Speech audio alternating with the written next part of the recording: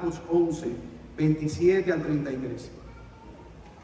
Volvieron entonces a Jerusalén, y andando él por el templo, vinieron a él los principales sacerdotes, los escribas y los ancianos, y le dijeron: ¿con qué autoridad haces estas cosas? ¿Y quién te dio autoridad para hacer estas cosas?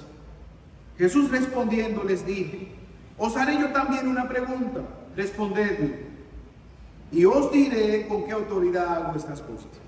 ¿El bautismo de Juan era del cielo o era de los hombres? Respondedme. Pero entonces ellos discutían entre sí diciendo: si decimos del cielo, dirá: ¿por qué pues no le creísteis? Y si decimos de los hombres, pero temían al pueblo, pues todos tenían a Juan como un verdadero profeta. Así que respondiendo dijeron a Jesús: no sabemos. Entonces respondiendo Jesús les dijo: tampoco yo os digo con qué autoridad hago estas cosas. Oremos.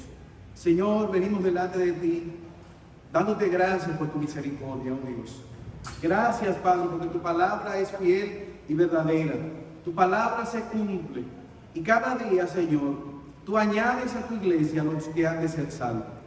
Gracias, Padre, por estos hermanos que públicamente testificaron que mueren al mundo, que mueren a su pasada manera de vivir y están dispuestos a ser levantados a una novedad de vida. Ayúdale, Señor, cada día a vivir en este proceso de apartarse del pecado y correr hacia ti. Te suplicamos que aquellos que están en este lugar y todavía no han tomado esa decisión puedan ser motivados a hacerlo. Una vez más oramos que nos hables por medio de tu palabra. Danos oídos retenedores de tu palabra, porque te lo pedimos por los méritos de Jesús. Amén. Jerusalén, Jerusalén, que matas a los profetas, que apedreas a los que te son enviados. ¿Cuántas veces quise yo juntar a tus hijos?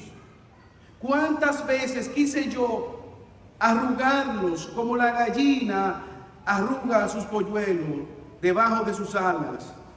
Y no quisisteis. Estas fueron las palabras de Jesús por la nación de Jerusalén. Jesús lloró por Jerusalén. Y no fue un llanto de alegría.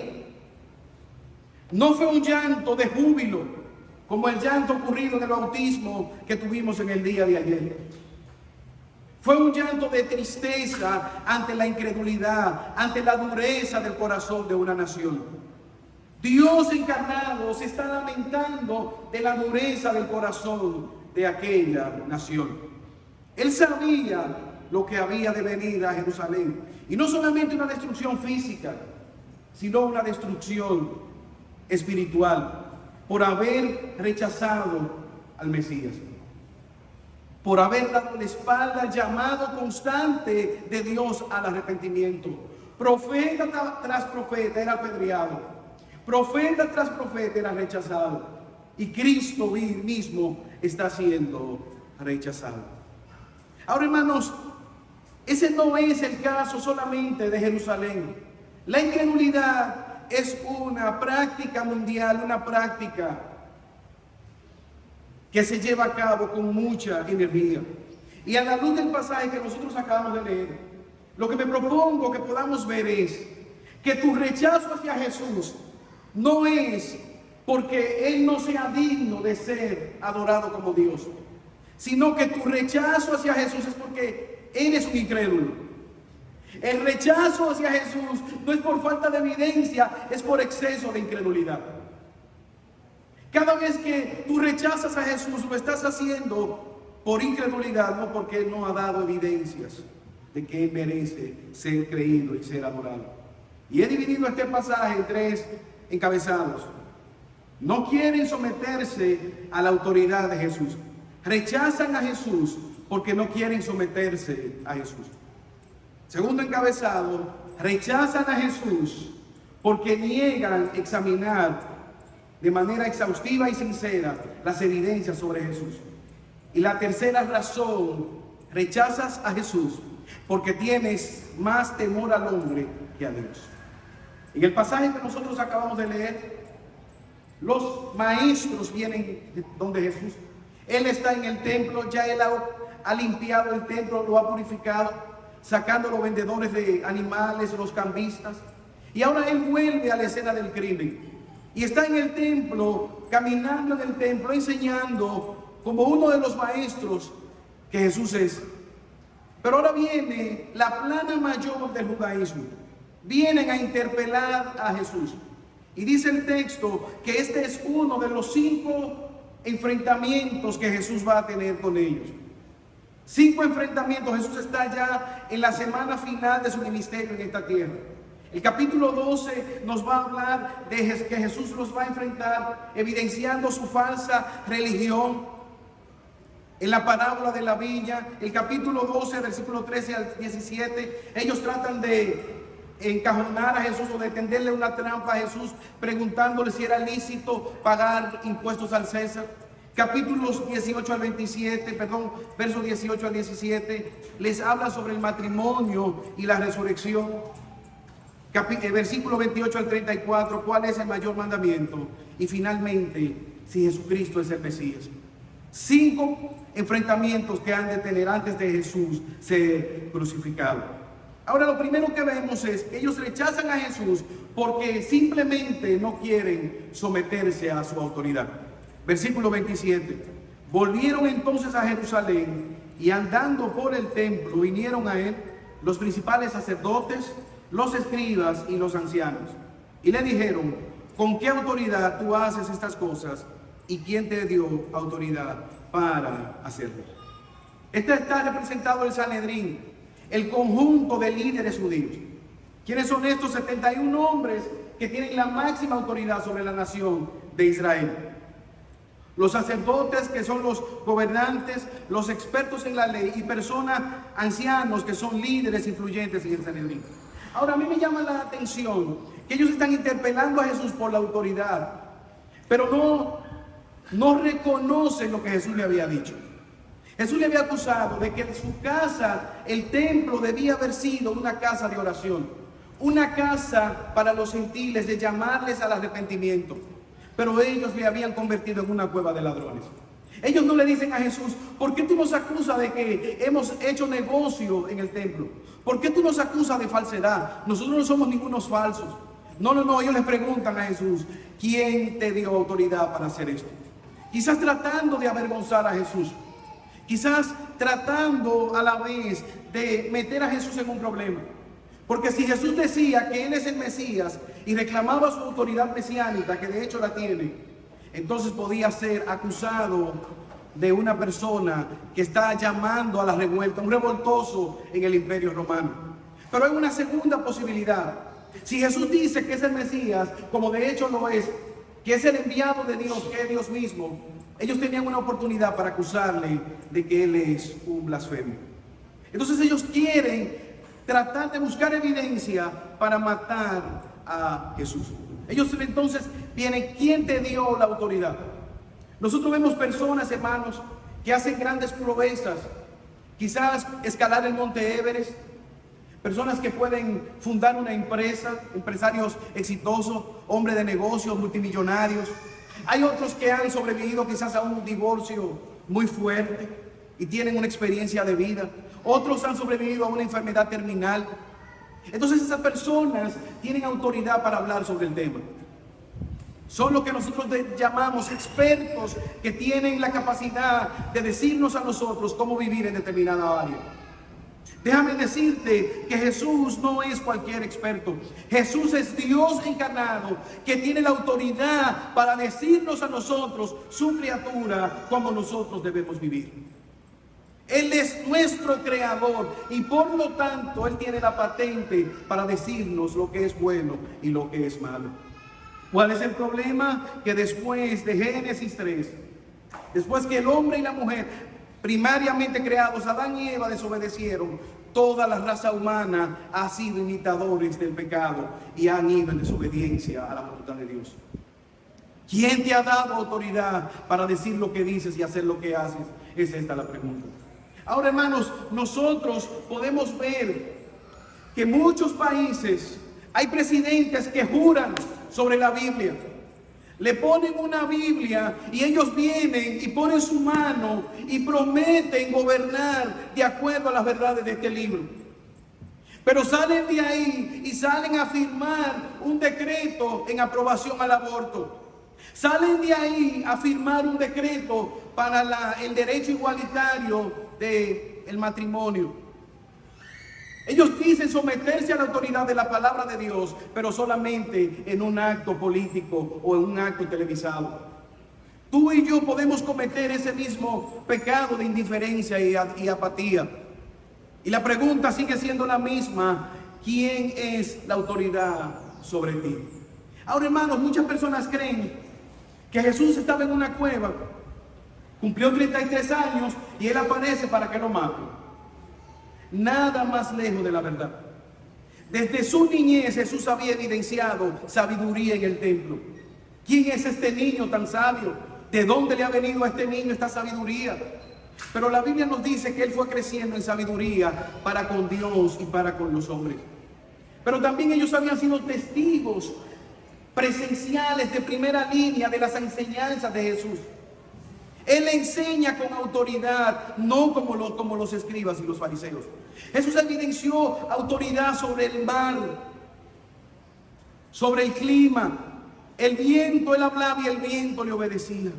Las olas se calmaban cuando Jesús habló. Él le dijo a Pedro, ven, y Pedro caminó sobre el agua. Jesús ejerció autoridad sobre los demonios, sobre Satanás, liberando decenas de endemoniados. Jesús ejerció autoridad sobre todas las enfermedades, sanándolas sin ningún tipo de acepción. Ciegos veían, cojos saltaban, y no había nadie que no fuese sanado por Jesús. Todo por cuanto Jesús oró fueron sanados de manera clara. Jesús evidenció ser Dios creando desde la nada. Más de 5,000 personas, sin contar las mujeres y los niños. Estamos hablando de una multitud aproximadamente de 20,000 personas alimentadas a plena luz del día, de la nada creando.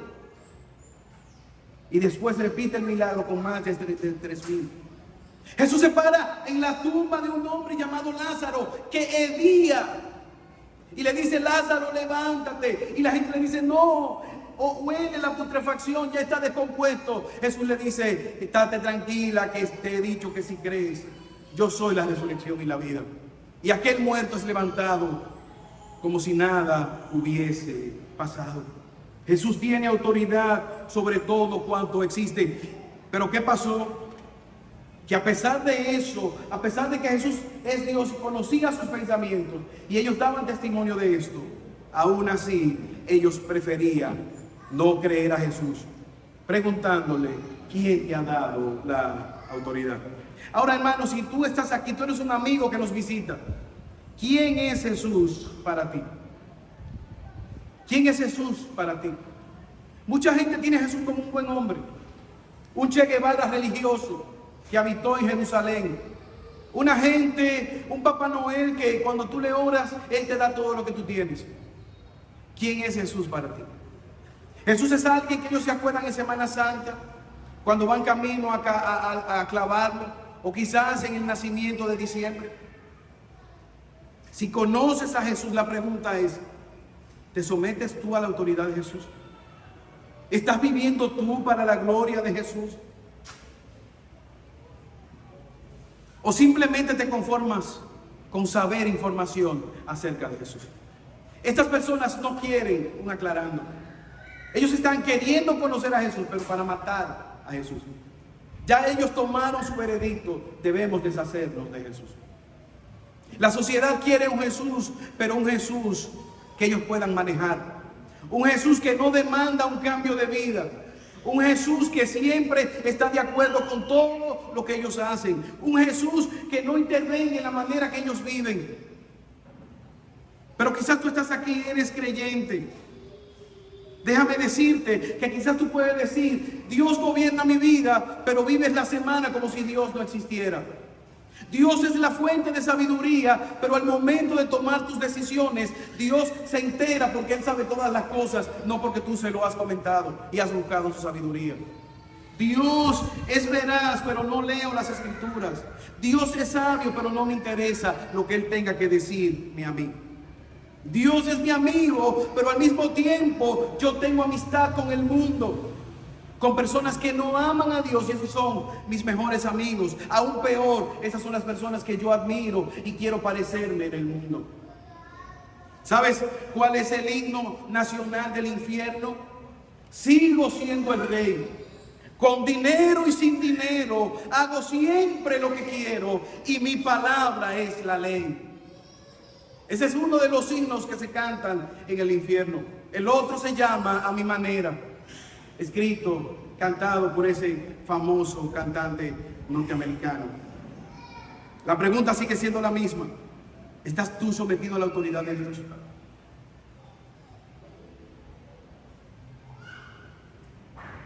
¿Es Dios quien gobierna tu vida por medio de su palabra?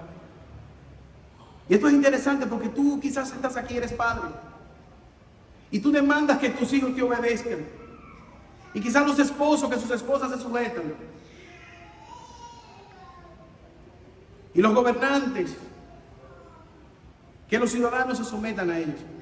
Pero ¿sabe quién te ha dado esa autoridad? Esposo que estás aquí, padre que estás aquí. Esa autoridad te la ha dado Dios. Y Dios demanda que como criatura, si tú no eres creyente, tú te sometas a Él y te arrepientas de tus pecados en esta hora. Porque ese mismo juicio que cayó sobre Jerusalén también va a caer un día sobre ti. En aquel día muchos me dirán, el texto que leíamos: Señor, en tu nombre yo hice, Señor, en tu nombre yo prediqué, Señor, en tu nombre. Y Jesús le dirá: yo no te conozco. Claro que Jesús sabe quién ellos son. Lo que Jesús está diciendo, lo que Jesús le dirá en aquel día es: tú no eres de mi redil. Tú no puedes hablarme como si tú me hubieses obedecido, porque no lo hiciste. Tú eres un hacedor de maldad, y por lo tanto irás al lugar donde van los hacedores de maldad, donde están todos los que aman su pecado, en la condenación eterna. Pero hay una buena noticia: tú no tienes que esperar morir para darte cuenta que el infierno es real. Ven a Cristo en este día en fe y arrepentimiento. No espere verle la cara a Satanás para saber que Él existe. Apártate de tu pecado y clama en esta hora por misericordia. Creyente, como hijo de Dios, te sometes a Él. Hechos capítulo 5 versículos 27 al 31. Pedro y Juan están presos y son llamados por este mismo grupo que estaba interpelando a Jesús. Los líderes religiosos llaman a Pedro y Juan y les dicen en el versículo 27, cuando los trajeron, le preguntaron en el concilio: ¿no os mandamos estrictamente que no enseñasen en este nombre? Y ahora habéis llenado a Jerusalén de vuestra doctrina. ¿Queréis echar sobre nosotros la sangre de Jesús? Nosotros le dijimos que no hicieran eso, y ustedes siguen predicando. Y escucha lo que dice Pedro. Respondiendo Pedro y los apóstoles, dijeron: es necesario agradar a Dios antes que a los hombres. El Dios de vuestro Padre levantó a Jesús, a quien ustedes lo mataron colgándolo en un madero. A este Dios ha exaltado con su diestra por príncipe y salvador, para dar a Israel arrepentimiento y perdón de pecados. Y nosotros somos testigos de estas cosas, y también el Espíritu Santo, el cual ha dado Dios a los que le obedecen. Ellos, oyendo esto, se enfurecían y querían matarles. Dejen de predicar, dejen de enseñar, o les vamos a maltratar. ¿Cuál fue la respuesta? Es necesario obedecer a Dios antes que a los hombres. Ese Jesús que ustedes mataron está vivo y nos ha encomendado, y nosotros hemos decidido obedecerle a Él antes que a ustedes. Y sus amenazas no nos van a detener, sus amenazas no nos asustan, sus amenazas no nos harán retroceder. ¿Por qué? Porque Jesús es nuestra autoridad. sea Dios veraz y todo hombre mentiroso. Rechazaron a Jesús porque no querían someterse a su autoridad. Pero hay una segunda razón por la cual ellos rechazaron a Jesús. Y es que se niegan a examinar la evidencia. Se niegan a examinar la evidencia. De cara al sol están las pruebas. Pero no hay peor ciego que aquel que se niega a ver. Versículo 29. Jesús respondiendo le dijo: os haré yo también una pregunta. Respondedme, y yo os diré con qué autoridad hago estas cosas. Versículo 30. ¿El bautismo de Juan era del cielo o de los hombres? Esto es común, es una pregunta retórica. La propia pregunta es la respuesta. Yo le voy a hacer una pregunta.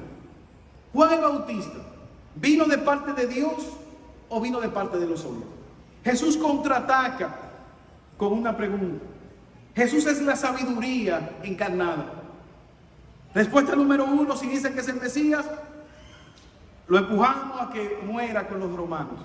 Si dice él es la autoridad, lo acusamos de revoltoso. Si dices que es Dios encarnado, lo acusamos de blasfemia. Estas son las dos posibilidades que Jesús va a tener. Jesús le da una tercera. Díganme la autoridad de Juan el Bautista. ¿De quién era? Denme la respuesta. ¿Cómo ustedes recibieron a Juan el Bautista? ¿De parte de Dios o de los hombres? ¿Qué decía Juan de ustedes? Ustedes saben lo que Juan decía de ellos, Juan el Bautista. Mateo capítulo 3, versículo 7. Cuando él vio que muchos de los fariseos y los saduceos venían a su bautismo, le decía: generación de víboras, ¿quién les enseñó a huir de la ira venidera? Ustedes me están evaluando. ¿Qué ustedes creen de Juan el Bautista? Ahora, ¿qué decía Juan el Bautista de mí? Juan el Bautista decía de los fariseos que ellos eran una generación de incrédulos, de víboras, de falsos. Mas sin embargo, de Jesús él decía que era necesario que él menguara y que Cristo fuera restaurado. Lo que Jesús quiere resaltar es que a pesar de las evidencias, ya la decisión estaba tomada. Ya ellos habían decidido no ver ningún tipo de argumento, no escuchar ningún tipo de argumento. Tristemente, hace muchos años, yo recuerdo en una actividad del bachillerato que se me dio la oportunidad de compartir el Evangelio. Y le prediqué a mis compañeros de curso. Pero digo tristemente porque una de las personas me dice: ¿por qué lo hiciste? ¿Por qué lo hiciste? Y yo le pregunté que por qué hice qué. Hablarme de Jesús. Digo, porque es un mandato. Y a mí me gustaría que tú conocieras a Jesús y que Él fuera tu Señor y tu Salvador. No debiste haberlo hecho. Porque ahora, cuando yo esté en la discoteca, cuando yo esté en lo que yo hago, me acordaré de todo lo que tú me dijiste. Y no lo podré hacer con tranquilidad. No debiste haberlo hecho. Su conciencia le estaba acusando de su pecado. Pero no quería arrepentirse, lo que quería era seguir viviendo con muchas fuerzas y energía para entregar su vida al pecado. Hermanos, y eso es lo que muchas veces las personas hacen. Dios es injusto que manda a los pecadores al infierno, como si esta mañana antes de nosotros abrir habían 100 personas esperando entrar para venir a arrepentirse de sus pecados. Es todo lo contrario, que Dios me dé vida y salud para yo vivir para mi propia gloria. Esto eran los fariseos. Deshagámonos de Jesús porque es un peligro para el negocio, es un peligro para el judaísmo, es un peligro para la religión que ya tenemos instaurada. Jesús le está diciendo: ¿quién mandó a Juan? ¿De parte de quién vino Juan? Ustedes tienen problemas conmigo, pero ¿cómo a ustedes le fue con Juan? ¿Cómo le fue con los profetas que constantemente le hablaron? C.S. Lewis, un gran escritor, decía que con respecto a Jesús y a su divinidad, solo hay 3 posibilidades. La primera, Jesús estaba loco. Jesús era un paciente psiquiátrico que necesitaba ser medicado.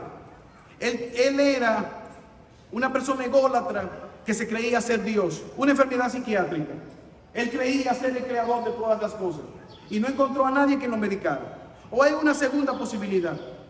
Jesús es un perverso, un engañador. Él sabía que no era Dios, pero se lo creyó y promovía eso. O la tercera posibilidad, Jesús es quien dijo que Él es. Jesús es el Dios encarnado. Y esa es la verdad. O tú recibes a Jesús como el Dios encarnado, creador de todas las cosas, o realmente te inscribe entre los que le rechazan. ¿Y qué es lo que Jesús está diciéndole a estos falsos maestros? Usted quizás le ha pasado. A veces mi esposa le pregunto, ¿tú quieres pedir algo de cenar? Y ella me dice, no, pide cualquier cosa. Yo le digo, ¿una pizza? No, la pizza de grasa, tú sabes, ¿ok? Pollo, no, pollo, tú sabes que comimos pollo ayer, pero cualquier cosa. Un mofonguito, chicharrón de noche, no es bueno. Ensalada de la calle, es peligroso, pero pide cualquier cosa. Yo no sé si a usted le pasa eso, los hombres que están aquí, o si solamente me pasa a mí. Mateo 11:16, Jesús dice, ¿con qué puedo comparar a esta generación? Se parecen a los niños que están en la plaza. Les tocamos merengue y no bailaron. Les tocamos cantos fúnebres y no lloraron. ¿Y por qué tú dices eso, Jesús? Pues Juan no dedicaba tiempo ni a comer ni a beber, y ustedes decían, está endemoniado. Pero el Hijo del Hombre come donde quiera, festeja y bebe, y ustedes dicen, es un glotón y es un borracho y es amigo de pecadores. No había manera de que ellos aceptaran a Jesús ni a Dios. ¿Por qué? Porque constantemente ellos habían dispuesto su corazón para rechazar todo lo que tiene que ver con Dios. La pregunta es, ¿qué parte estás ignorando de los mandamientos de Dios para justificar tu pecado? ¿Qué parte tú estás silenciando en esta mañana para no obedecer a Dios? No es que yo no mato, yo no robo ni le hago mal a nadie. Tú sí sabes cuán pecador tú eres. Y Dios que te conoce a profundidad lo sabe.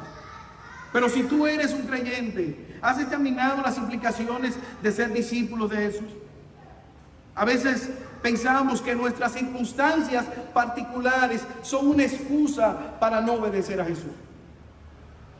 No, pastor, si usted supiera la situación familiar que yo tengo, o si usted supiera la situación de salud que yo tengo, o la situación económica, y quizás esas excusas sean válidas para nosotros, pero no para Dios. No hay excusa para el hombre desobedecer a Dios. No hay excusa para ningún ser humano de no venir en fe y arrepentimiento delante de Dios. Ellos rechazan a Jesús porque no examinan las evidencias. Al igual que ellos, tú y yo tenemos evidencias claras en nuestra propia vida de la obra de Jesús. Pero por el contrario también tú puedes ver las evidencias claras del pecado, de la destrucción, de la muerte espiritual. Hay evidencias claras, hay transformación. Por eso el evangelio tiene que seguir siendo predicado, porque quizás tú lo rechazas, pero 17 se bautizaron y confesaron que Jesús es su único y suficiente Salvador. Tú rechazas a Jesús, otros lo reciben. Y el evangelio seguirá y la iglesia prevalecerá hasta la venida de su glorioso Salvador y de su Redentor. Pero hay una tercera razón para rechazar a Jesús. La primera, no se someten a la autoridad. La segunda, no examinan conscientemente la evidencia. Y tercero, ellos rechazan a Jesús porque temen más a los hombres que a Dios. Temen más a los hombres que a Dios. ¿Cuál fue la respuesta? Jesús le dice, díganme, respóndanme, ¿quién envió a Juan? ¿Era de Dios o de los hombres? Entonces ellos se fueron aparte, versículo 31. Entonces ellos discutían entre sí diciendo, si decimos del cielo, dirá, ¿por qué no le creyeron? Y si decimos de los hombres, hasta aquí llegamos. Pero temían al pueblo, pues todos tenían a Juan como un verdadero profeta. Jesús, un segundo, espera, vamos, venga, dice para acá. Oye, no, pero espera, que yo no estoy seguro, porque Jesús le resucitó a Lázaro. la mujer de flujo de sangre. No, pero ahora tú te quieres convertir a él. No podemos decir eso. Pero ¿y Juan entonces? Juan lo tenía por profeta. Entonces si nosotros decimos que sí, que era verdad, que fue Dios que lo envió, nosotros queríamos matar a Juan también. Entonces, ¿qué vamos a decir? No, vamos a decir que no sabemos nada. Y ya, y salimos de aquí. Ya tenemos la respuesta. ¿Qué decidieron? Que no sabemos. Ajá. Ustedes no lo saben. Yo no les voy a decir con qué autoridad yo hago lo que hago. Una hipocresía evidenciada. Revelando, hermanos, que ellos tenían la información correcta, que tenían información acerca de eso, que eran convictos de pecado, pero no venían a Cristo para redimir esos pecados. Es como una persona que se para en el mediodía, mira hacia el cielo y ese sol está sudando del sol y dice: el sol no existe, el sol no existe. Esto es psicología. El sol no existe. Este sudor es psicológico. Así estaban ellos. Se opusieron a Juan, se opusieron a Jesús, mataron a los apóstoles. Al apóstol Juan lo trataron de freír y no pudieron, y lo desterraron en una isla llamada Patmos. Persiguieron la iglesia, asolaron la iglesia, años matando creyentes, años persiguiendo la iglesia, años tirándolos en la hoguera, tirándolos en el Coliseo romano, pero la iglesia ha prevalecido. No soportaron a Jesús, no te van a soportar a ti ni a mí. Rechazaron a Jesús, rechazaron a su pueblo, porque si al tronco le hicieron eso, ¿cuánto no harán con sus ramas? Hermano, el mundo no nos va a aplaudir. Ese es el peligro. Si el mundo nos aplaude, tenemos que revisarnos, porque hemos vendido el evangelio. Cristo dijo: yo he venido a traer una espada, yo he venido a traer división en un hogar, porque donde quiera que uno se convierte, inmediatamente ahí hay transformación. Siempre ha sido así y será así. El mundo no nos va a aplaudir, todo lo contrario. Cuando tú te le paras a alguien que se cree bueno y le dices: tú no eres tan bueno, tú eres un pecador, ¿tú sabes lo que te va a decir? ¿Por qué me juzgas? No soy yo, es la palabra que te está jugando. Jesús evidencia su pecado, pero aún así ellos permanecen en él. ¿Por qué? Porque tienen temor a los hombres. Ellos prefieren ser agradados de los hombres. ¿Qué va a decir mi papá? ¿Qué va a decir mi mamá? ¿Qué va a decir mi esposo? La pregunta sigue siendo la misma. ¿Qué tú estás haciendo por temor a los hombres? ¿O qué estás dejando de hacer? Muchas personas, tú estás sentado aquí, me estás mirando, y una gran parte de ti sabe que el evangelio es la verdad, pero por temor quizás a ser rechazado en el colegio, a pasar como un creyente que se burla, quizás piensas que conocer a Jesús es suicidio intelectual, desperdiciar tu vida. Varias personas me lo han dicho: desperdiciaste tu vida, desperdiciaste tu cerebro. Todo lo contrario, hermano. El mayor privilegio que el ser humano puede tener es servir a Jesús. Ven a Cristo, apártate de tu pecado, reconócelo como tu único y suficiente Salvador. Y ¿sabes qué? Si no te funciona, te devolvemos todo tu pecado y tu suciedad. Cristo vale la pena. Temor al hombre. Dios es bueno, pero yo sé que ese es el camino, pero yo sé que necesito de Dios, pero al ver la autoridad de Jesús, ¿qué vas a hacer en esta mañana? ¿Sabe qué hicieron ellos? Rechazaron a Jesús por temor a los hombres. No quisieron estar de acuerdo con Jesús. No se arrepintieron de sus pecados. Versículo 33. No sabemos. Jesús respondió: tampoco yo les digo. Terminaron en la condenación. No aceptaron el mensaje. Rechazaron la verdad. Rechazaron la luz. Rechazaron el camino. Rechazaron el amor de Dios manifestado en Jesucristo, entregando a su Hijo en propiciación por sus pecados. Y por lo tanto, ya Jesús no seguiría echando las perlas a los cerdos. Ya este es el final de ellos. Ya van camino a la condenación eterna. Ten cuidado, porque hay una tragedia grande. Hay una tragedia grande y es irse a la condenación eterna. Pero hay una tragedia mayor y es que tú te vayas al infierno bajo la sombra de un púlpito donde se predica la palabra de Dios. Ten cuidado al pensar que siempre habrá tiempo para arrepentirte. Ten cuidado al creerte que siempre habrá oportunidad para servir a Dios.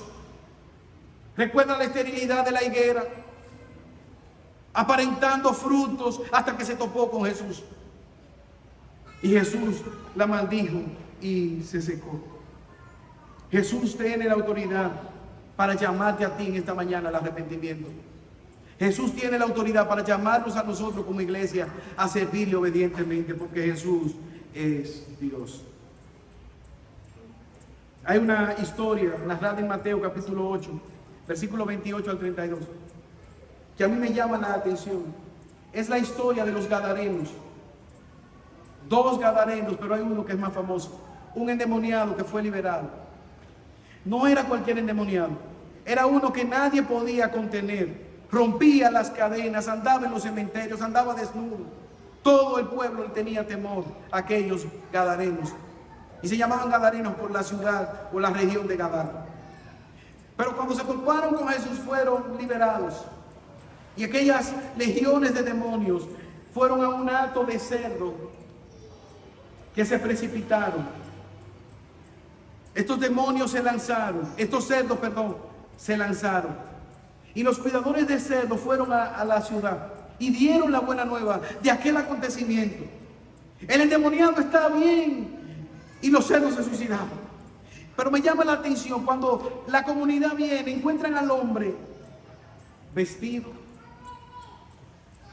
Ahora es un evangelista, proclama la verdad de Dios, de Jesús que le salvó.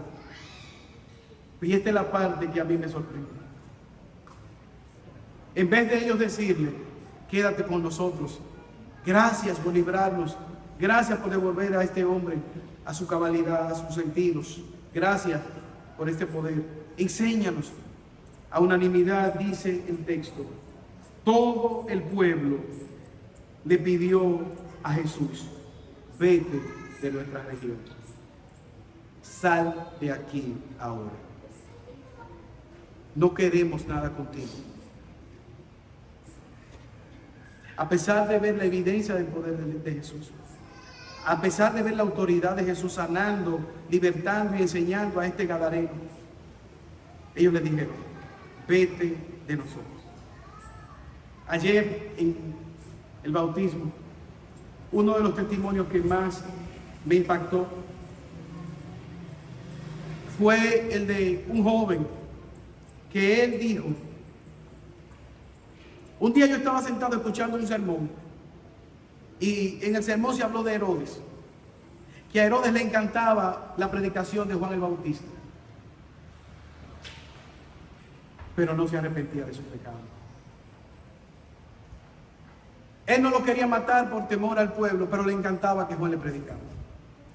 Ni se arrepentía, pero tampoco mataba a Juan porque tenía temor del pueblo. Y fue en ese momento que yo le oré a Jesús y le pedí, yo no quiero ser como Herodes. Y él ayer se bautizó. Que esa sea tu decisión en esta hora. Yo no quiero ser como Herodes. Yo no quiero vivir en incredulidad. Yo no quiero ser definido como una persona tibia, que ni es considerado un mundano, pero ni un cristiano.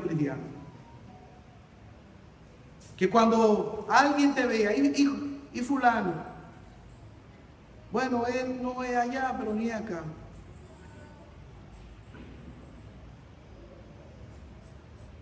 La incredulidad